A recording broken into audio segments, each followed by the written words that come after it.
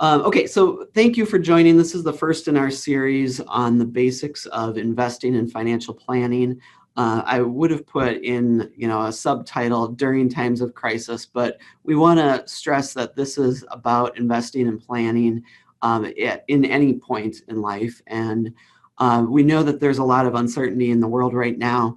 We think that knowledge is powerful, even though that's cliche, but that context is also important in understanding how your investment portfolio will perform. Okay, during this pandemic, there are a number of things that you should be doing for your family. We're not going to address that. We're your financial advisors. There are also a number of things you can do about your personal finances. If you would like to stay on to talk about that, we certainly can. We are encouraging people to think about family and friends right now who may have cash needs and what we can do to support people who are being laid off and having other financial crises hit them.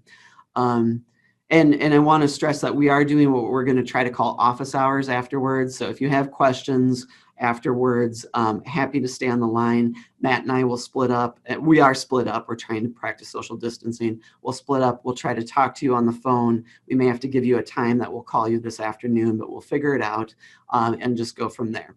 Okay, so there's a saying in stock market history for downturns, which we also call bear markets. The beginning is always different. The ending is the same. What that means is that there are a number of things that cause bear markets. It has been a while since a pandemic has caused a bear market, but there are always different triggers for what happens. The thing most of us remember is the 2008 and 2009 Great Recession. That was caused by a very different set of circumstances. The ending is always the same, that the market takes a big drop and eventually it goes back up. We trust our wisdom about the market. We have to stress that there is a lot of history here. Matt's going to be sharing information about that history. We also want to use the phrase that we doubt our doubts. There's going to be a lot of people suggesting this time is different, that we've never had a pandemic before, that we've never had a pandemic like this before. Many of those things may be true, but we need to doubt the fact that this would be very different for the market at this point. The markets will rebound. And one other point I want to stress is that you have us as your advisors, as your trusted colleagues. That's something that many, many people don't have. And that should be a comfort to you. So please use us in that regard. Please encourage people around you who may be panicking to use us in that regard.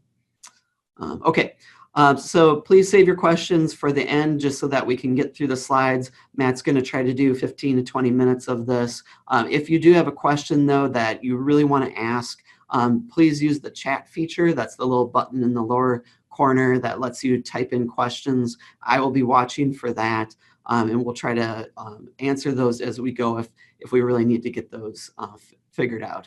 So with that, I'm going to turn this over to Matt Hilland, one of our planners here at Arnold Mote, and I'm going to go on mute. All right, take it away, Matt. All right, thank you, and thank you guys for joining us today. The big point we want to try to make over the next 15 to 20 minutes is that the market's always been subject to these ups and downs like we're seeing today. We're going to look at how long these drawdowns have occurred. We're going to talk about how far the market has fallen in the past during times like this. But first, we wanted to talk about the emotional side of these market swings and what investors do that gets them in trouble in the long term. These cycles of ups and downs are normal. We've seen them many times before. And in fact, we know that a couple of those who are registered on the call today were sitting down with Eric and Jean 12 years ago, the last time we saw declines like this, and getting through that last cycle together. Since then, we had the longest streak without a recession in history. We've certainly went from the fear of 2008 to the elation over the last couple of years. And now we're certainly back in the fear stage. On Monday, the VIX, which is a measure of stock market volatility and commonly referred to as the fear gauge, reached an all-time high, surpassing levels from 2008 when Lehman Brothers Bank collapsed. And it's completely understandable to feel this fear at times like today. Everyone feels these rains of emotions as the cycles come and go. But we think what's important to know is that where investors have done permanent damage to their long-term retirement plans is by acting on their emotions in times like this and making very large, drastic changes to their investments during the times of fear like we're in now. And we've seen the cycle of greed and fear reflected in real-world data. This is a chart of the performance of a worldwide stock index in red, with the performance on the right axis, overlaid against what is called the flow of funds into stock mutual funds, which is just simply new money that's going into stock mutual funds. This is reflected by the brown bars that you see. Bars that go up represent new cash flowing into stocks. Bars going down reflect investors pulling money out of stocks and moving that either into bonds or cash. And what we see is that the same up and down cycle of greed and fear and how investors react to that. Investors let their emotions of both elation and fear impact how they invest. These fund flows match up very well with how the market has gone up and down in times of volatility. We don't know the total amount investors have pulled out of stock funds during this drawdown yet, but we know today's levels of fear are on par or even excess of 2008. And all signs point to investors doing exactly what they did in the depths of 2008. You'll notice that at that time, investors were pulling a lot of money out of stock funds just as or after stocks were declining in price. This, maybe not by coincidence, also coincided with the bottom of the stock market in early 2009, right before what would become the longest bull market in history. And I just mentioned that we're about as deep into that fear trough as we can get today. Late 2008 forced many investors to sell and move their investments to safer assets. And today's fear is doing the same. And I don't think it's any coincidence that late 2008 was, of course, a terrible time to sell. And, instead an excellent time to hold on to what you have or even rebalance and buy. Today, we're seeing the same levels of fear. And we think that over the long term, panic selling today will seem as bad of a decision as panic selling in 2008 sounds today. So we know that historically investors try to time the market. They move money in and out of funds, just as we saw, and they tend to sell out when the market declines and buy in only after the market goes up.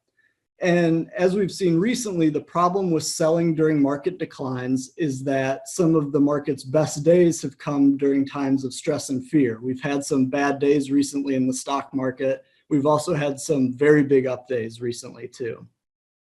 This chart shows the growth of a $1,000 investment over a 30-year period and the performance you would have had over that time if you missed a select number of the market's best days. This chart includes a time period from 1990 to the end of 2018. It doesn't include the most recent drop. But if you invested $1,000 into the S&P 500 and simply walked away for 30 years, you would have come back to just over $13,000 in your investment account. Your average annual return over that time is about 9.3% per year. If you cashed out and missed just the one best day in the stock market over that time, instead of $13,000, your investment would be sitting about $1,500 lower at about $11,700. Just missing that one day cost yourself about $1,500 on growth of that original $1,000 investment. And we can keep going. If you miss the 5 best days, your returns suffer even further. I think it's worth noting that all 5 of these days occurred in either 2008 or 2009. So if you were going in and out of the market in 2008 and 2009 and missed these days, you hurt your long-term performance significantly. If you missed more of the best days, your returns keep falling further. All of the 15 best performing days either occurred in 2008 or 2009 or 2002 at the bottom of the dot-com bubble, or 1997, a period which a lot of times we forget today, but it's a time known as the Asian flu, which is the first time in history the stock market circuit breakers tripped and they were forced to shut down the New York Stock Exchange. If you cashed out during those volatile days in 1997, you missed two of the best days in recent history and have really hurt your performance. And even further, if you miss just the top 25 best days in the last 30 years, your returns would have been getting very close to treasury bills. And I think it's worth noting every single one of these 25 days, except for one, occurred in a bear market. The one exception is December 26th, 2018, which, we might have forgotten by now, but the market dropped about 19% really quickly at the end of 2018. And this day was the rebound of that. But the 24 of these days all occurred in a bear market, a period of fear, high volatility. So the moral of the story to take home from this slide is if you want the historical returns that the stock market has provided, you have to be in the market. Unfortunately, that means being in the market during times like we're seeing today, but being in the market also guarantees that you will benefit from the recovery. And it tends to recover very fast with very large returns coming at just a few number of days. And we actually know how much investors hurt themselves by trying to go in and out of the market in times like this. This is data from a big annual study in the investment world from a company with the name of Dalbar. They evaluate the fund flows we were just looking at on the previous slide and calculate an average investor return, or the average return that's weighted by the flows of new money in and out of stock funds over time. These returns represent annualized returns over a 20-year period from 1998 through the end of 2018. So if you invested in the S&P 500 in January of 1998, then walked away and never changed anything, you averaged about 5.6% return each year for the next 20 years, which resulted in just about tripling your money over that 20-year period. Now, remember, this 20-year period assumes the dot-com bubble and also the 2008 and 2009 crisis, and you still tripled your money over that time. Of course, we don't have any clients that are exclusively in the S&P 500. For safety and stability, we add a portion of bonds to the portfolio as well, and as expected, that does reduce returns slightly, but it also reduces volatility a lot, which helps out in times like we're seeing today. Then what we see with the Dalbar data, which tells us that the large majority of money that goes into investment funds and out of investment funds at the wrong time, the average investor achieves returns in the stock market that is far below that of the stock market or even a diversified portfolio. If you take away anything from this webinar, I think this should be the slide. This represents the cost on average of investors reacting to their emotions and making big changes to their investment portfolios during times just like we're seeing today. We know that investment portfolio we put together for clients has worked over these long periods of time, 20 years and longer, but no investment plan can work when you're buying and selling at bad times throughout the cycle. So all this information is good, but we think it also helps to know what to expect when you're investing. We know that you feel this fear emotion during times like this, and we think that having a historical perspective of stock market history helps when managing through times like this. And thankfully, we have a lot of history on how stock markets perform. There's been a lot of ups and downs in the stock market, and we've seen this fear and elation cycle play out over and over. This chart shows the magnitude and duration of stock market moves during some of the best and worst times in stock market history.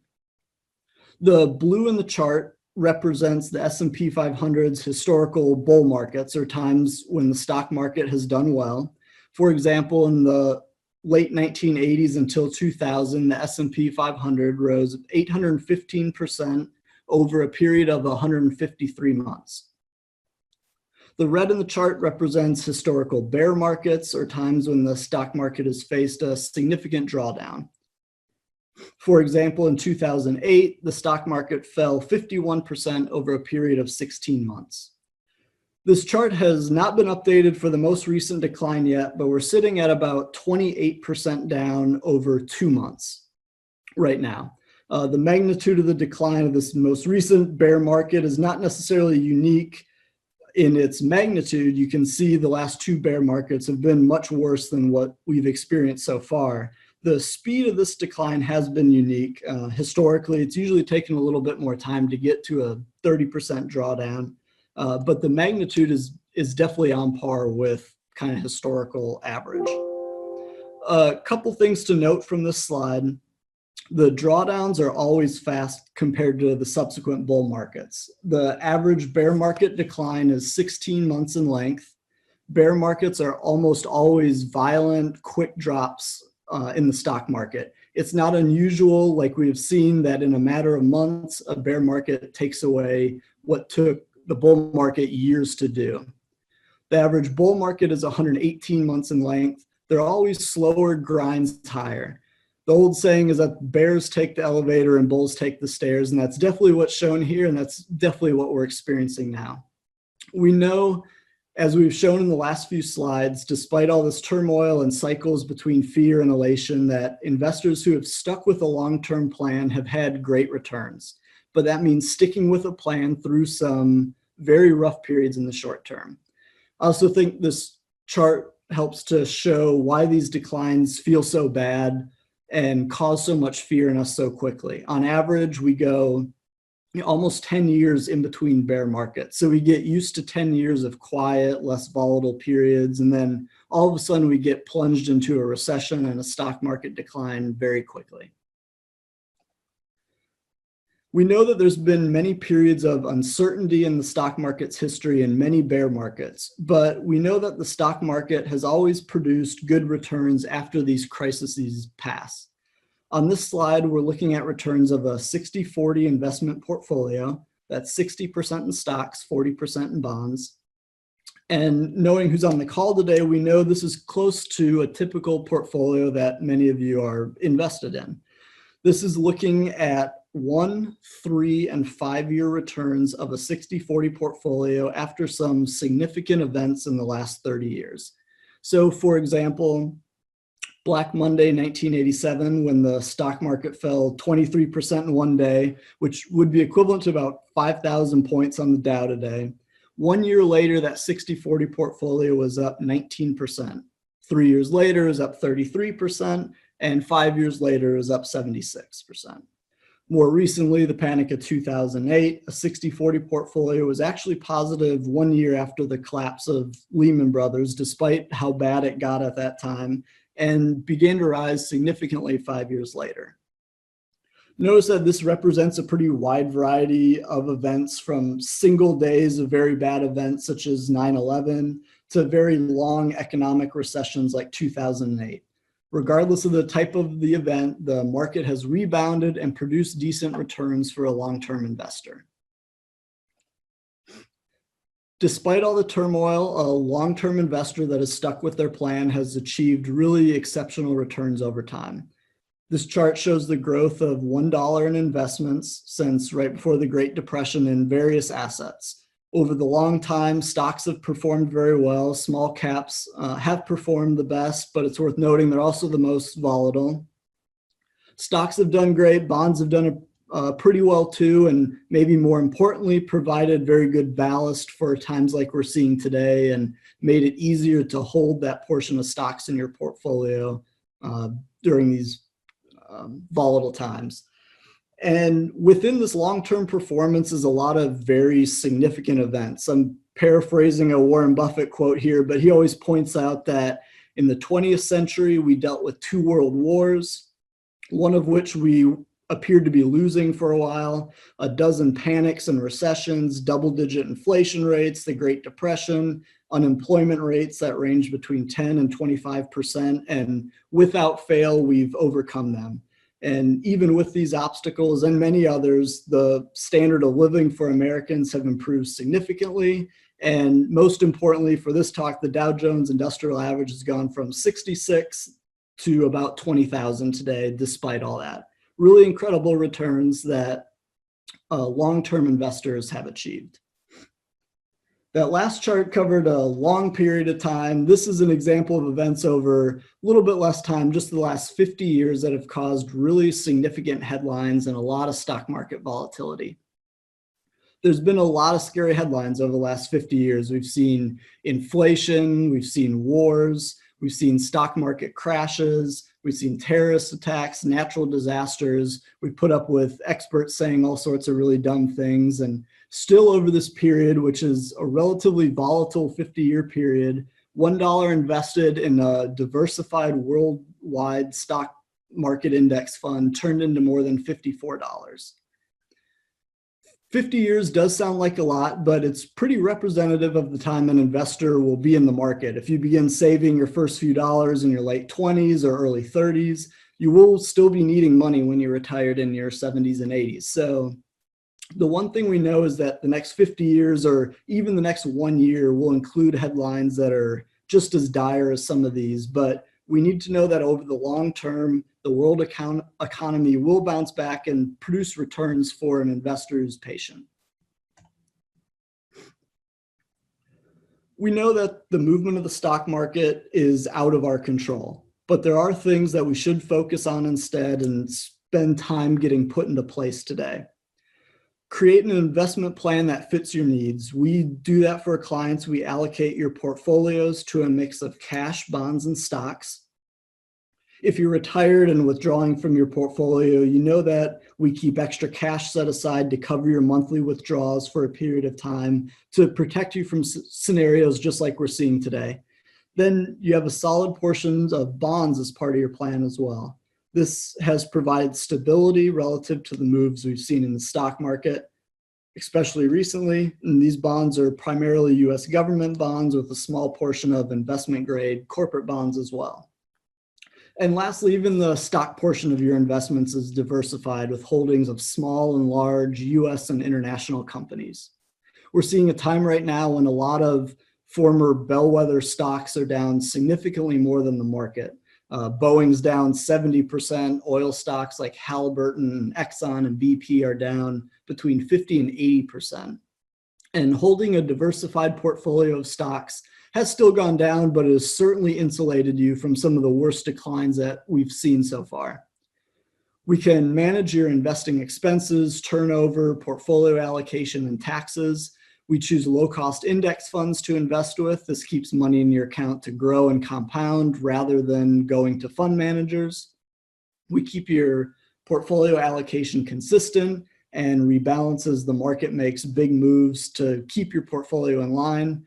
And lastly, we can take advantage of periods of volatility like we're seeing today by tax loss harvesting, which actually provides a tax deduction for you in years like this one. And lastly, and most importantly, staying disciplined through market dips and swings. All of this above is for naught if we don't remain disciplined through the tough times in the market. Whether you're 60% or 70% in stocks means very little if you sold everything in the depths of the 2008 panic. We're here to help you through times like this. And we know there's going to be some terrible headlines coming up, whether it relates to the number of virus cases or unemployment or earnings or economic growth. And we'll probably see more stock market volatility too. The market's trying to price in a lot of information right now. And frankly, there's a lot of uncertainty on what will happen and exactly how long this will go on. But we also know the market's very forward-looking. In 2009, the market bottomed 6 months before any economic data like unemployment peaked. And so don't let the headlines you're about to read in the next couple of months dictate how you think you should be investing for the future, because the markets has already been adjusting and pricing in kind of some of the best estimates of the data that we won't see for the next couple of months. And finally, remember that you have a good investment plan, one that has stood the test of time before. There's a lot of good news for people that are disciplined investors, and you will want to be in the market when all this blows over and the market recovers. That's all we had for kind of our prepared talking points today. We know we got a couple questions in, and then now please ask away if there's any other questions that we can answer.